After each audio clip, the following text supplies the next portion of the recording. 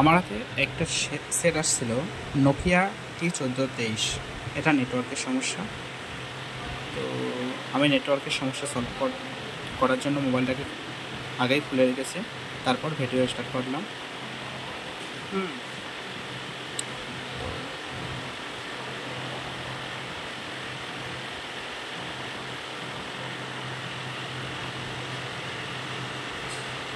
তার জন্য আমাকে অবশ্যই একটা অন্য নোকিয়া ডেডবোর্ড সাথে রাখতে হতো ক্রিস্টাল চেঞ্জ করার জন্য।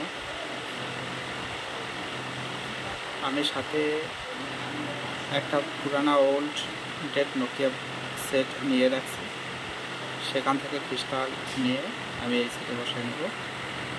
দেন আমার নেটওয়ার্ক সমস্যা সলভ হয়ে যাবে।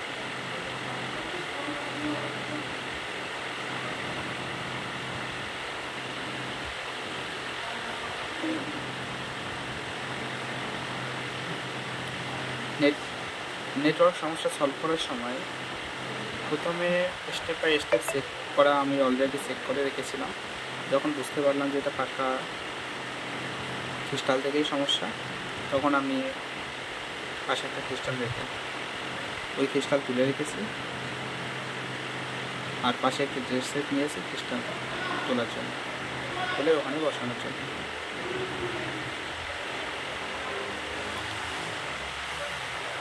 ক্রিস্টাল চেঞ্জ করার সময় অবশ্যই মনে রাখতে হবে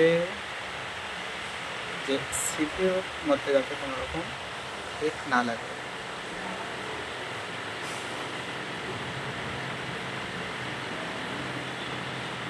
আমি এই নোকিয়া বোর্ডটা নিলাম, এখান থেকে ক্রিস্টাল তুলে ওই সেটে বসাবো। ওই সেটের ক্রিস্টালটা আমি আগে তুলে রেখেছি। ক্রিস্টালটাকে ধরে রাখতে হবে যতক্ষণ না পর্যন্ত ক্রিস্টাল রাং গলে না যায়, ততক্ষণ পর্যন্ত তোমাকে হিট করতে হবে। টেম্পারেচার হিট সামঞ্জস্য করতে হবে, সামঞ্জস্য করে তারপরে হিট করতে হবে। হিট করার সময় অবশ্যই একটু পেস্ট দিয়ে নেবেন।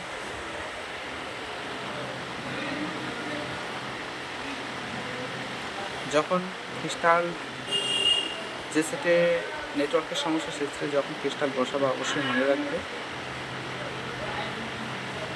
যাতে হিট কোনো রকম বোর্ডের উপর না পড়ে, অতিরিক্ত হিট না পড়ে বোর্ডের উপর।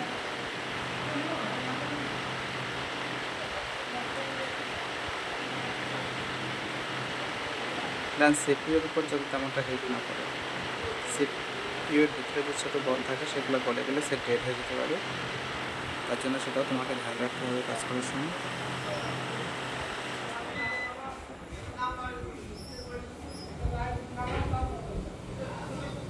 যেন আমাদের মোবাইল এখন অন করে দেখে নিই।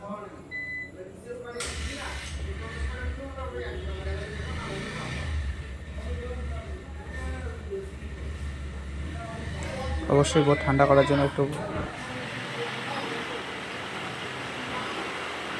ঠান্ডা করতে হবে, বা ফু দিয়ে তাড়াতাড়ি ঠান্ডা করে নেবে। আমি ফু দিয়ে ঠান্ডা করে নিই।